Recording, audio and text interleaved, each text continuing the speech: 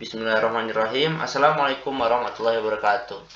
Perkenalkan, nama saya Farnukman Hakim Purnomo dari kelas Ilmu Hukum Peminatan Praktisi Hukum. Adapun tujuan konten ini dibuat yaitu untuk memenuhi tugas mata kuliah Hukum Perlindungan Anak dan Perempuan. Baik, langsung saja kita masuki inti dari konten ini ya. Jadi saya akan menjelaskan terkait perlindungan hukum terhadap anak dalam sistem pendidikan nasional. Teman-teman sekalian, anak merupakan subjek hukum yang memiliki hak asasi manusia sejak lahir, termasuk hak atas pendidikan. Dalam sistem hukum nasional Indonesia, perlindungan terhadap hak anak untuk memperoleh pendidikan telah diatur secara komprehensif melalui berbagai peraturan perundang-undangan. Pasal 31 ayat 1 Undang-Undang Dasar Negara Republik Indonesia tahun 1945 menyatakan bahwa setiap warga negara berhak mendapat pendidikan.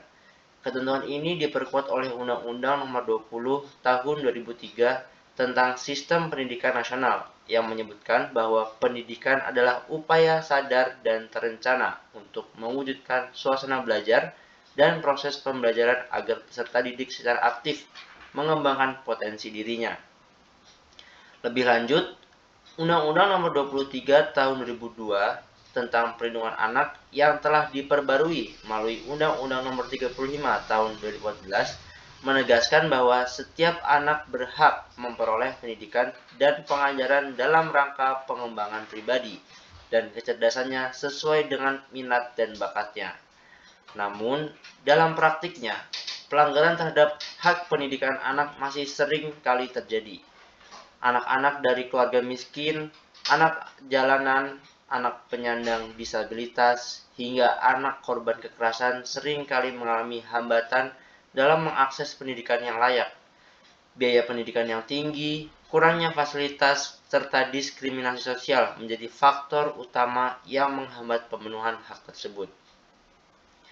Negara memiliki kewajiban hukum untuk menjamin perlindungan anak dalam pendidikan, termasuk melalui kebijakan sekolah ramah anak dan indikator kota layak anak sebagaimana diatur dalam Peraturan Menteri Pemberdayaan Perempuan dan Perlindungan Anak Nomor 8 Tahun 2014 dan Nomor 12 Tahun 2011. Kebijakan ini bertujuan untuk menciptakan lingkungan pendidikan yang aman, inklusif, dan bebas dari kekerasan serta diskriminasi.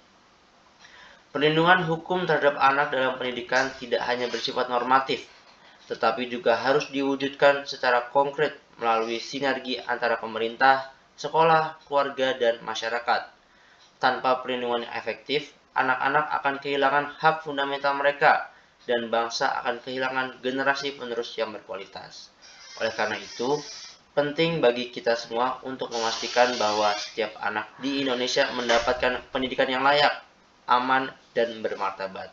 Karena pendidikan bukan hanya hak, tapi juga jalan menuju masa depan yang lebih baik. Baik teman-teman sekalian, mungkin cukup sekian penjelasan dari saya. Jangan lupa like, komen, dan subscribe. Wabillahi taufiq wal hidayah. Assalamualaikum warahmatullahi wabarakatuh.